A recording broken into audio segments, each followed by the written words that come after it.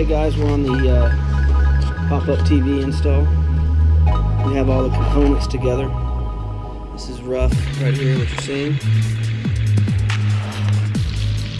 They all fit together pretty nice. We had to drill a few custom holes to fit our swivel bracket onto the back of the TV. But that's okay. Right now I just made it go up down for the first time. So we're gonna make it go up for the very first time. Sorry about the sanders outside.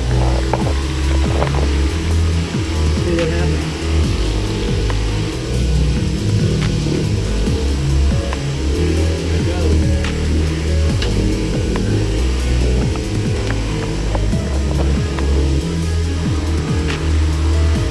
Alright.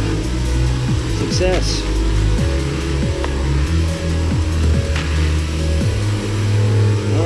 Now we're going to fine tune it, close all that back in,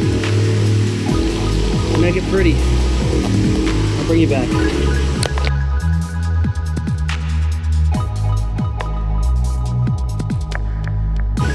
Oh yeah, there's all the reason for the noise right here. He doesn't care.